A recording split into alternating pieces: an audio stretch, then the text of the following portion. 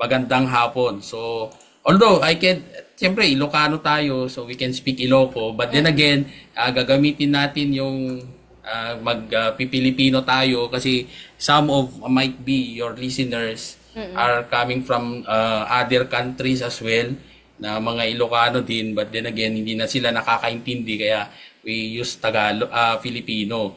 So anyway, before we will start ma'am discussing about yung ating topic today, so pertaining to Republic Act 9520. So that would be under the Cooperative Code kasi yan yung basehan din sa pag-establish ng isang kooperatiba and as well as to its operations.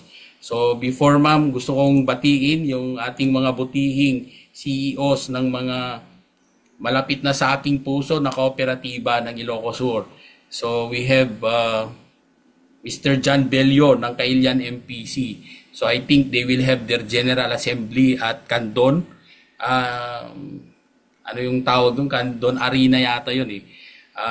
With Kailian MPC. So we also have Ma'am Luz Biminda Apuya of Suyo MPC and Mr. Jaime Galanta of Sacred Heart Savings Cooperative. So naimbag nga malem yung sir.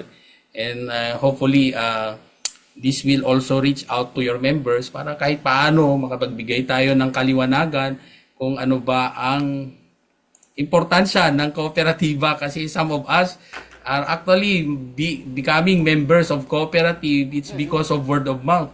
Naririnig lang natin sa mga taong malapit sa atin na yung kooperatibang ito ay maganda. So immediately we become a member. Okay, although meron tayong tinatawag na minamandato ng batas na merong pre-membership seminar na dapat i-conduct ng isang kooperatiba para malaman kung ano ang serbisyo meron ang isang kooperatiba. Okay, na you want to become a member or you want to be affiliated with.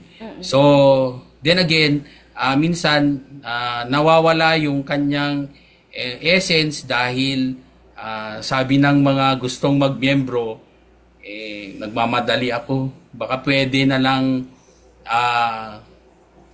sa ibang araw na lang bigyan mo na ako ng form.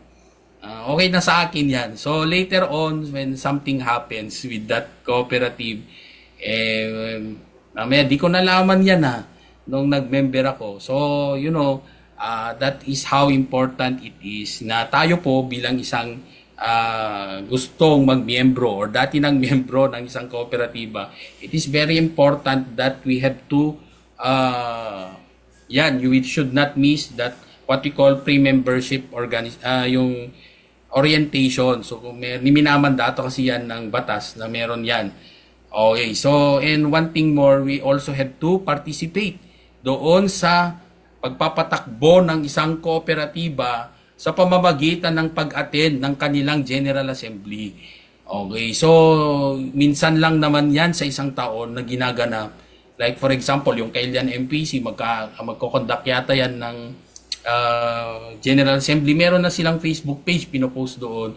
So tayo naman, okay, so para ma-update tayo doon sa mga bagay na ginagawa ng isang kooperatiba, dapat naka-follow din tayo. Ma-follow nga natin yung mga sumasayaw sumasayaw sa Facebook.